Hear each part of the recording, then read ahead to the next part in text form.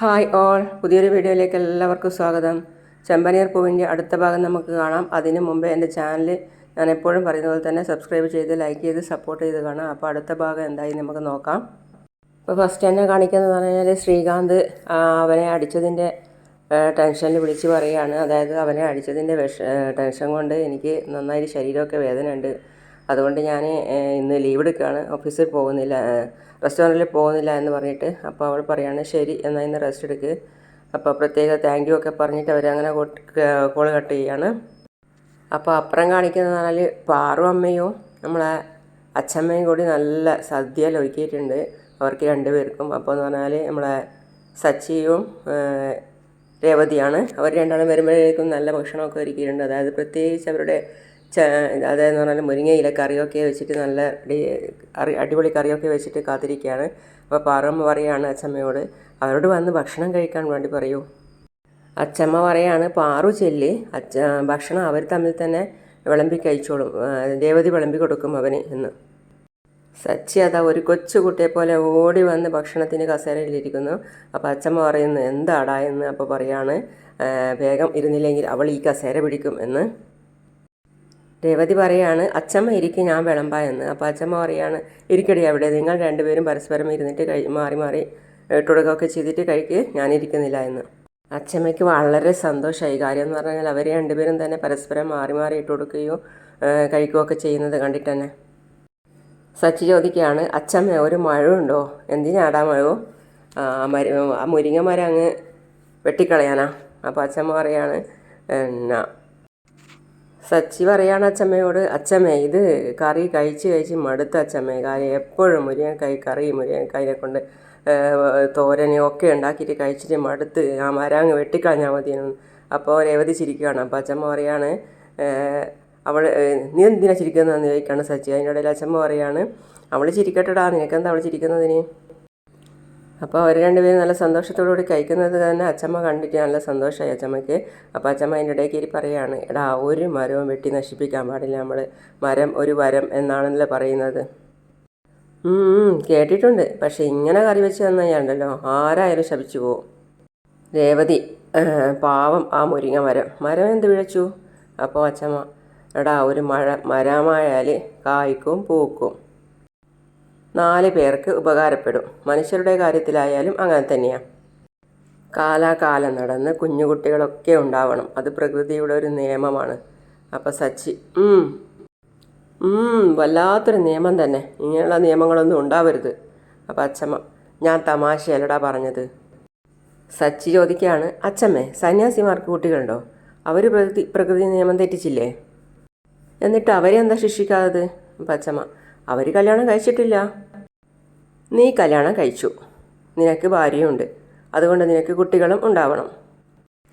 അവൾക്ക് ആഗ്രഹമുണ്ട് കുട്ടികൾ ഉണ്ടാവണമെന്ന്, നീ അവളുടെ കണ്ണുകളിൽ നിന്ന് നോക്കിയേ. അപ്പോൾ അവൻ അവളുടെ കണ്ണുകളിലേക്ക് നോക്കിയിരിക്കുകയാണ്. പിന്നെ അച്ഛമ്മ പറയുന്നു എടാ കല്യാണം കഴിക്കാതെ സ്വാമിയായിട്ട് നടക്കാം, കല്യാണം കഴിച്ചിട്ട് സ്വാമിയായിട്ട് നടക്കാൻ പാടില്ല. ഞാൻ പറഞ്ഞിരുന്നു എനിക്ക് കല്യാണം വേണമെന്ന്, ഞാൻ ആഗ്രഹിച്ച് കെട്ടിയതാ, എല്ലാവരും ചേർന്ന് ഇവളെ പിടിച്ചെൻ്റെ തലയിലിട്ടതല്ലേ.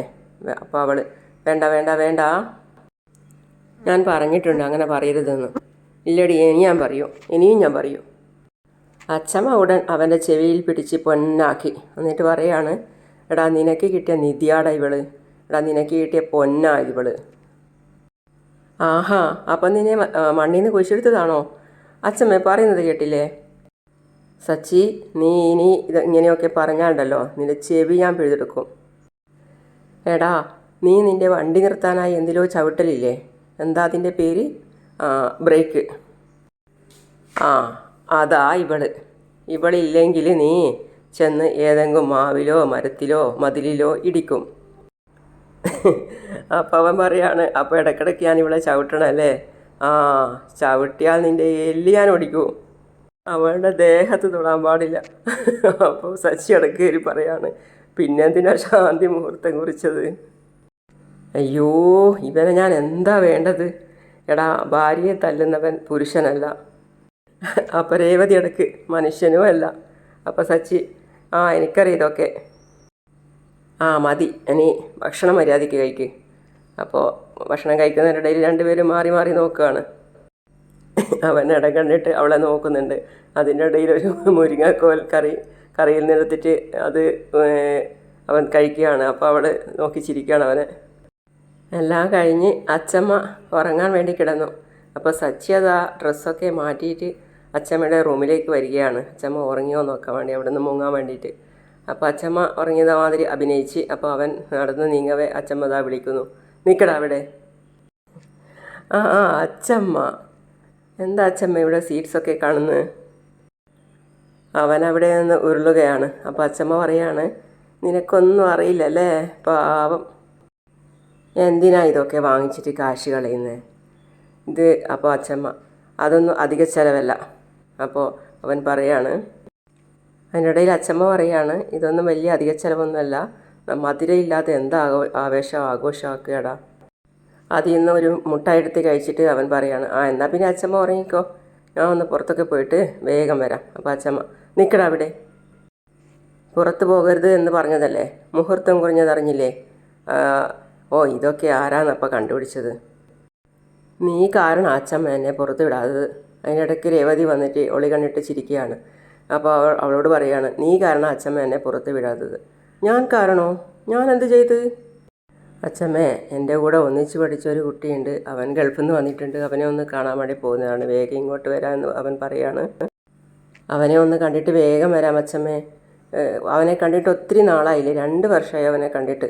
അപ്പോൾ അച്ചമ്മ, അവനെ നാളെ കണ്ടാൽ മതി, അവനെ നാളെ പോകുന്നതൊന്നുമല്ലല്ലോ. അപ്പോൾ അവൻ സച്ചി, രവതി ഒന്ന് അച്ചമ്മയോട് പറയും രവതി. അവൾ അച്ചമ്മയോട് ചോദിക്കാതെ അവൾ നടന്ന് നീങ്ങി. അപ്പോൾ രവതി എന്ന് പറഞ്ഞ് അവൻ എല്ലാം അവളുടെ ബാഗിൽ നിന്ന് വന്നിട്ട് സാരിത്തുമ്പ് പിടിച്ചു. അപ്പോൾ അവൾ നോക്കുകയാണ് അവൻ തന്നെ. സാരിത്തുമ്പ് പിടിച്ചിട്ട് അവൻ അവിടെ നിന്ന് കൊഞ്ചുകയാണ്. രവതി പ്ലീസ് രവതി, ഒന്ന് അച്ചമ്മയോട് പറയും രവതി, ഞാൻ പെട്ടെന്ന് വരാമെന്ന് പറ, പ്ലീസ് രവതി ഒന്ന് പറ അച്ചമ്മയോട്. അച്ചമ്മ അവനെ തന്നെ നോക്കി ചിരിക്കുകയാണ്. അപ്പോൾ അവൻ പറയാണ് വീണ്ടും, പ്ലീസ് രവതി ഒന്ന് പറയും രവതി, ഞാൻ ഇവിടെ അടുത്ത് തന്നെയല്ല പോകുന്നത്, പെട്ടെന്ന് ഇങ്ങ് വന്നോളാം, ഒന്ന് പറയും രവതി. നീ പറഞ്ഞ അച്ചമ്മ കേൾക്കും, ഞാനൊന്ന് പുറത്ത് പോയിക്കോട്ടെ എന്ന് പറ രവതി, പ്ലീസ് രവതി, എൻ്റെ പൊന്നു രവതിയല്ലേ, എൻ്റെ രവതിയല്ലേ, ഒന്ന് പറയും രവതി അച്ചമ്മയുടെ അടുത്ത്. അപ്പോൾ രവതി അച്ചമ്മയുടെ അടുത്ത് പറയാണ്, അച്ചമ്മ ഒന്ന് പോയിട്ട് വന്നോട്ടെ. ശരി, അവൻ്റെ കെട്ടിയോളായ നീ സമ്മതിച്ച പിന്നെ ഞാനെന്ത് പറയാനാ? എടാ, 6 മണിക്ക് മുന്നേ ഇവിടെ എത്തിക്കോളണം, അല്ലെങ്കിൽ 1 മിനിറ്റ് വൈകിയാൽ ഞാൻ അവിടെ എത്തിക്കോം. കണ്ടല്ലോ, നിന്നോട് സമ്മതം വാങ്ങിച്ചിട്ടാണ് അവൻ പോയത്. മോളൊന്ന് ശ്രമിച്ചാൽ അവൻ നിൻ്റെ കൈക്കുള്ളിൽ തന്നെ വരും. അത് കഴിഞ്ഞ് അച്ചമ്മയുടെ വഴിക്ക് പോയി, അവൻ പുറത്തും പോയി. അപ്പോൾ നമ്മളെ പാറു അവിടെ തന്നെ ഇരുന്നുകൊണ്ട് ചിരിക്കുകയാണ്. പിന്നെ അടുത്ത് കാണിക്കുന്നത് പറഞ്ഞാൽ വർഷ ശ്രീകാന്തിൻ്റെ റെസ്റ്റോറൻറ്റിൽ വർഷ എത്തിയിട്ടുണ്ട്. അവൻ പറയാണ്, അവൾ ഇവിടെ ഒറ്റയ്ക്ക് വന്നോ, ഇനിയിപ്പോൾ എന്നെ കണ്ടാൽ പ്രശ്നമാവുമല്ലോ എന്ന്. അവൻ മാറി ഒളിച്ചു നിന്ന്. അപ്പോൾ അതിനുശേഷം അവൾ ക്യാഷിലിരിക്കുന്നവരോട് ചോദിക്കുകയാണ്, ഇവിടെ ഒരു ഷെഫിനെ എനിക്ക് കാണണമെന്ന്. അപ്പോൾ അയാൾ പറയുന്നു, അങ്ങനെ ഇവിടെ കുറേ ഷെഫുണ്ട്, പേര് പറയുന്നു പറഞ്ഞു. അപ്പോൾ അവൾ പറഞ്ഞു, പേര് എനിക്കറിയില്ല, നന്നായിട്ട് ഫുഡൊക്കെ ഉണ്ടാക്കും, വെറൈറ്റി ഫുഡൊക്കെ ഉണ്ടാക്കുന്ന ഷെഫാണ്. അപ്പോൾ അയാൾ പറയുകയാണ്, ശ്രീകാന്ത് എന്ന് പറഞ്ഞ് അയാളെ വിളിക്കാൻ വേണ്ടി പറയാണ്.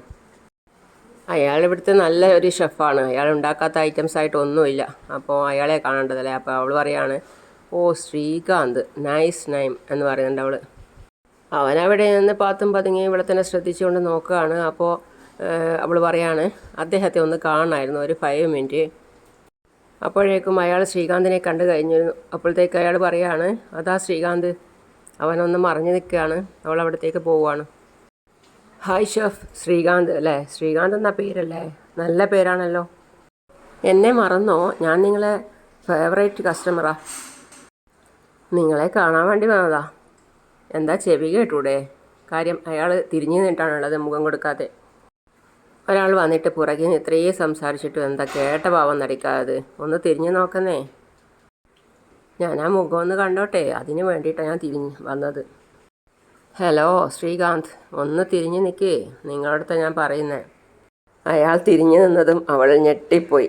കാര്യം ഇന്നയാളാന്ന് ആദ്യം അറിയില്ലായിരുന്നു. അപ്പോൾ അയാൾ തിരിഞ്ഞു നിന്നപ്പോൾ തന്നെ അവൾ ഞെട്ടിപ്പോയി. അയാൾ നോക്കിയപ്പോൾ അവൾ പറയാണ്, നീ യു എന്ന് പറയുന്നതിൻ്റെ അർത്ഥം അതാണ്. നീയായിരുന്നോ ഇത്? ഞാൻ ഷെഫ് ശ്രീകാന്ത് എന്ന് വിചാരിച്ചാ സംസാരിച്ചത്. നീ എന്താ ഇവിടെ? എൻ്റെ ഫ്രണ്ടിൻ്റെ കയ്യിൽ നിന്ന് നിനക്ക് വേണ്ടുവോളം കിട്ടിയില്ലേ? നീ എന്താ ഇവിടെ? നീ അടുത്തൊന്നും ഇവിടെ വരില്ലെന്നാണ് ഞാൻ കരുതിയത്. പക്ഷേ നീ എന്നെ ഫോളോ ചെയ്ത് വരികയായിരുന്നു അല്ലേ? നിനക്ക് കിട്ടിയതൊന്നും മതിയായില്ലേ? അവൾ അതും പറഞ്ഞ് തിരിഞ്ഞു നിന്ന്. അപ്പോൾ അവനെന്തുകൊണ്ടെടുത്ത് ജഗ്ഗിൽ നിന്നും ഒരു ഗ്ലാസ് വെള്ളം എടുത്തിട്ട് അവൾക്ക് കൊടുത്തിട്ട് പറയുകയാണ്, ദാ ഇതൊന്ന് കുടിക്ക്, ഒന്ന് കൂളാവട്ടെ. താൻ തന്നെ കുടിച്ചോളൂ, ഞാൻ ശ്രീകാന്തിനെ ഒന്ന് വിളിക്കട്ടെ. ശ്രീകാന്തേ, ശ്രീകാന്തേ. ഈ ഷെഫിൻ്റെ ഡ്രസ്സ് കണ്ടിട്ട് നിനക്ക് മനസ്സിലായില്ലേ? എന്തൊരു മണ്ടിയാ നീ. ദേ എന്നെ മണ്ടിയെന്നെങ്ങാനും വിളിച്ചാലുണ്ടല്ലോ. നീ പിന്നെ ഞാനെന്താ പറയേണ്ടത്? നീ കാണാൻ വന്ന ഷെഫ് ഞാൻ തന്നെയാണ്. ഞാനാ ശ്രീകാന്ത്. നീയോ റാസ്കിൾ? അപ്പം നീ എന്നെ കളിപ്പിക്കായിരുന്നു അല്ലേ? അല്ല, എന്നെ വിളിക്കുന്ന കസ്റ്റമർ നീയാണെന്ന് ഞാൻ അറിഞ്ഞത് പിന്നീടാണ്. അപ്പോൾ അടിയേറ്റ ഫോട്ടോ നീ അയച്ചതോ? അതൊക്കെ ഒരു ഡ്രാമ. യൂ ഷേ എന്ന് പറഞ്ഞവൾ കുറച്ച് മാറി നിന്നു. അപ്പോൾ അവൻ പറയാണ്, എടോ താൻ ചെയ്ത തെറ്റ് ഞാൻ ചൂണ്ടിക്കാണിച്ച് എന്നല്ലേ ഉള്ളൂ, വേറെ ഒരു തെറ്റും ഞാൻ ചെയ്തില്ലല്ലോ. നീ റോഡിൽ കാണിച്ച കാര്യങ്ങളെ ഞാൻ പറഞ്ഞുള്ളൂ. അപ്പോൾ അവൾ, അത് വിട്, അതിന് പുറമെ നീ കാണിച്ച മുറിവ്, അപകടം. നീ എനിക്ക് ഫോട്ടോ എടുത്തിട്ട് എന്നെ അയച്ചു തന്നു. എന്നെ പറ്റിച്ചില്ലേ നീ? ആ ഫോട്ടോ കണ്ടപ്പോൾ നീ സന്തോഷിച്ചില്ലേ? അതിനു വേണ്ടി ചെയ്തതാണ് ഞാൻ. മറ്റുള്ളവരുടെ സന്തോഷം കാണുന്നത് ഏറ്റവും വലിയ സന്തോഷം എന്ന് എൻ്റെ അച്ഛൻ പഠിപ്പിച്ചിട്ടുണ്ട്. അതുകൊണ്ടാണ് ഞാൻ അങ്ങനെ ചെയ്തത്. നീ ഹാപ്പി അല്ലേ? നീ എന്താ തമാശ കളിക്കുവാണോ? നിന്നെ ഞാൻ വെറുതെ വിടില്ല. ഞാൻ ആരാണെന്ന് തനിക്ക് അറിയില്ല. നിന്റെ കഷ്ടകാലം ഇവിടെ തുടങ്ങുന്നതേയുള്ളൂ. നിന്നെക്കൊണ്ട് ഞാൻ അനുഭവിപ്പിക്കും. നീ കണ്ടോ എന്ന് പറഞ്ഞ് അവൾ പോയി. ഇത് കേട്ടപ്പോൾ അവളുടെ പാട്ടിന് പോയി. അവനാണെങ്കിൽ വിഷമത്തോടെ അവിടെ തന്നെ നിൽക്കുകയാണ്. അത് കഴിഞ്ഞ് കാണിക്കുന്നത് പിന്നെ അച്ചമ്മയാണ്. അച്ചമ്മയുടെ അടുത്ത് പാറു അമ്മ ഓടി വരികയാണ്. 2-3 അതേപോലത്തെ സ്ത്രീകൾ അവരെ കൂടെ ഉണ്ട്. അപ്പോൾ പറയാന്ന്, കലാവതി അമ്മേ ഇതാരാ വന്നിരിക്കുന്നത് നോക്കിയേ, ഇതാ നമ്മുടെ കൂട്ടത്തിലുള്ള എല്ലാ ആളും ഉണ്ട്. അച്ചമ്മ ചോദിക്കുകയാണ്, വരുന്ന നേരാണോ ഇത്? നേരത്തെ വരാൻ പറഞ്ഞതല്ലേ നിങ്ങളോട് ഞാൻ? വൈകിട്ടൊന്നുമില്ല, രാത്രിയല്ലേ ചടങ്ങ്. പുതിയ പെണ്ണ് എവിടെ? പുതുപ്പെണ്ണോ? കല്യാണം കഴിഞ്ഞിട്ട് കുറേ നാളായി. രേവതി മോള് പുതുപ്പെണ്ണ് തന്നെയാണ്. അത് പറയുമ്പോഴേക്കും രേവതി മോൾ അങ്ങോട്ടേക്ക് വന്നു. ഇതാ വന്നല്ലോ പുതുപ്പെണ്ണ്. സുന്ദരിക്കുട്ടി, നാണമൊന്നും ഇല്ലേ? നാണമൊന്നും വേണ്ട കേട്ടോ. കലാവതി പറ, നമ്മളെന്താ ചെയ്യേണ്ടത്? നിങ്ങൾ ആദ്യം ചെന്ന് മണിയറയൊക്കെ ഒന്ന് ഒരുക്കണം. അത് കഴിഞ്ഞ് ഭക്ഷണത്തിൻ്റെ പരിപാടി നോക്കണം.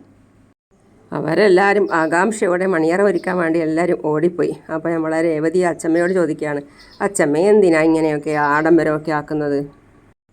ആളുകളെയൊക്കെ വിളിച്ച് മണിയറയൊക്കെ ഒരുക്കി എനിക്ക് എന്തോ പോലെ അച്ചമ്മേ. മോള് ചെന്ന് പോയിട്ട് കുളിച്ചിട്ട് വാ, ഇതൊക്കെ വേണം. അപ്പോൾ അവൾ പറയുകയാണ്, ഞാൻ രാവിലെ കുളിച്ചതാ അച്ചമ്മേ. കോതന് പറ്റിയ ചക്കി തന്നെ. നീ പോയി ഒന്നുകൂടി കുളിച്ചിട്ട് വാ മോളെ. അത് കഴിഞ്ഞ് കാണിക്കുന്നത് വർഷയാണ്. വർഷയ്ക്ക് ഒരു കോൾ വരികയാണ്. അപ്പോൾ അവൾ പറയാണ്, ഹലോ സാർ, എന്തിനാണ് ഇപ്പോൾ സ്റ്റുഡിയോയിൽ വരുന്നത്? അവളവിടെ വണ്ടിയിൽ നിർത്തിയിട്ട് ആരോടോ സംസാരിച്ചു കൊണ്ടിരിക്കുന്നത്. അപ്പോൾ 2 പേര് വണ്ടിയിൽ വന്നിട്ട് അപ്പം അവളെ തന്നെ ശ്രദ്ധിക്കുന്നുണ്ട്. അവളെ തന്നെയാണ് വാച്ച് ചെയ്യുന്നത് അവർ 2 പേരും. പറ്റില്ല സാർ, ഇപ്പോൾ വരാൻ പറ്റില്ല. സാറിനോടായിരുന്നു സംസാരിച്ചിരുന്നത്. ഒരു സീനല്ലേ ബാക്കിയുള്ളൂ, അത് ഞാൻ നാളെ വന്ന് ഡബ് ചെയ്തോളാം. അത് കഴിഞ്ഞ് ഓക്കെ സാർ എന്ന് പറഞ്ഞാൽ അവൾ പോയി വണ്ടി എടുത്തിട്ട് ഹെൽമെറ്റൊക്കെ വെച്ചിട്ട് വണ്ടി എടുത്തിട്ട് അവൾ പോയി. അതിനുശേഷം ഈ നോക്കി നിന്ന് 2 പേരും വാടാ നമുക്ക് പോകാൻ പറഞ്ഞ് അവർ 2 പേരും വണ്ടി സ്റ്റാർട്ടാക്കിയിട്ട് അവളുടെ പിന്നാലെ തന്നെ പോകുന്നുണ്ട്. അതിൻ്റെ കൂടെ നമ്മളെ ശ്രീകാന്തും വണ്ടി എടുത്തിട്ട് വന്നിട്ടുണ്ട് വർഷയെ തിരക്കിയിട്ട്. അപ്പോൾ വർഷയെ തിരക്കിയിട്ട് ശ്രീകാന്ത് ഒരു ഭാഗത്തുനിന്ന് പോകുന്നുണ്ട്, അവർ 2 പേര് വേറൊരു ഭാഗത്തുനിന്ന് വരുന്നുണ്ട്. ബൈക്കിൽ വന്ന 2 പേരിൽ നിന്നും ഒരുത്തൻ അവളുടെ ബാക്കിൽ കൂടി കൈയിട്ടിട്ട് അവളുടെ മാല പൊട്ടിച്ചിട്ട് പോവുകയാണ്, വണ്ടിയും തട്ടിയിട്ടിട്ട്. അപ്പോൾ അവിടെ വന്ന് ശ്രീകാന്ത് അവളെ രക്ഷിക്കാൻ വേണ്ടിയിട്ട് എടാ എന്ന് വിളിച്ചിട്ട് അവരുടെ കൂടെ പിന്നാലെ പോവുകയാണ്. അവൾ നിലവിളിച്ചിട്ട് ഇഡിയറ്റ് എൻ്റെ ചെയിൻ എന്ന് പറഞ്ഞ് അവൻ്റെ പിന്നാലെ ഓടുകയാണ്, വണ്ടി അവിടെ ഇട്ടിട്ട്. അപ്പോൾ ശ്രീകാന്ത് അതിൻ്റെ പിന്നാലെ ഓടുന്നുണ്ട്. അവർ വണ്ടിയും അവിടെ ഇട്ടിട്ട് ഒരുപാട് ദൂരം ഓടി. പിന്നാലെ ശ്രീകാന്തും ഉണ്ട് ഓടാൻ വേണ്ടിയിട്ട്. അതിൻ്റെ പിന്നാലെ നമ്മളെ വർഷയും ഉണ്ട്. അപ്പോൾ എന്ന് പറഞ്ഞാൽ ഓടിയിട്ടൊന്നും അവരുടെ കൂടെ എത്തിയില്ല. അതിനുശേഷം ശ്രീകാന്ത് അവിടെ കാണുന്ന ഒരു ഡമ്മി പോലത്തെ സാധനമുണ്ട്, അതെടുത്തിട്ട് അവരെ എറിയുകയായിരുന്നു. അപ്പോൾ അതിലൊരുത്തൻ വീണു താഴത്ത്. അങ്ങനെ ശ്രീകാന്തും അവരും തമ്മിൽ നല്ല അടിയാണ്. അവിടെ തന്നെ വർഷ എത്തിയിട്ടുണ്ട്. വർഷ എല്ലാം കാണുന്നുണ്ട്. ശ്രീകാന്തിനിട്ട് അവർ നന്നായിട്ട് അടിക്കുന്നുണ്ട്, പെരുമാറുന്നുണ്ട്. അപ്പോൾ എന്ന് പറഞ്ഞാൽ വർഷ പരക്കെ പരതുകയാണ് എന്തെങ്കിലും ഉണ്ടെങ്കിൽ അടിക്കാൻ വേണ്ടിയിട്ട്. ശ്രീകാന്തിന് നന്നായിട്ട് കിട്ടി അവരുടെ അടുത്ത് നിന്ന്. അപ്പോൾ അത് കണ്ട് സഹിക്കാൻ പറ്റായിട്ട് അവളെന്ത് പണിയെടുത്ത് അവളുടെ തലയുള്ള ഹെൽമെറ്റ് കഴിച്ചിട്ട് പോയിട്ട് നന്നായിട്ടൊന്ന് കൊടുത്തു അതിൽ ഒരുത്തനിക്ക്. ശേഷം ശ്രീകാന്ത് രണ്ടിനെയും അടിച്ച് നന്നായിട്ട് പെരുമാറി. അതിനുശേഷം കയ്യിൽ കിടന്നിരുന്ന ചെയിന് പിടിച്ചു വാങ്ങിച്ച്. അപ്പോൾ അവരൊക്കെ പോയതിന് ശേഷം അവൾ ചോദിക്കുകയാണ് അവനോട്, അറിയോ ഓൾ റൈറ്റ്? അപ്പോൾ അവൻ പറഞ്ഞു, കുഴപ്പമില്ല എന്ന് പറഞ്ഞു. ശ്രീകാന്ത് ചോദിക്കുകയാണ്, വണ്ടിയിൽ നിന്ന് വീണിട്ട് തനിക്കെന്തെങ്കിലും പറ്റുമെന്ന്. അപ്പോൾ അവൾ പറഞ്ഞു, ഇല്ല, ഒന്നും കുഴപ്പമൊന്നുമില്ല, അന്ന് വണ്ടിയിൽ എന്തെങ്കിലും പറ്റിയിട്ടുണ്ടെങ്കിൽ നമുക്ക് ഹോസ്പിറ്റലിലേക്ക് പോകാം എന്നവൻ പറഞ്ഞു. ഏയ്, എനിക്കൊന്നും പറ്റിയില്ല, ഹോസ്പിറ്റലിൽ പോകേണ്ടത് അവന്മാർക്കല്ലേ. ദാ ചെയിൻ എന്ന് പറഞ്ഞ് അവൻ അവൾക്ക് കൊടുത്തു. അപ്പോൾ രണ്ടുപേരും പരസ്പരം കുറച്ച് സമയം നോക്കി നിന്ന്. അതിനുശേഷം അങ്ങനെയാണ് ഇന്നത്തെ കഥ കഴിഞ്ഞിട്ടുള്ളത്. അപ്പോൾ അടുത്ത വീഡിയോമായിട്ട് എത്രയും പെട്ടെന്ന് വരുന്നതാണ്. നാളെ കാണാം. Okay, see U.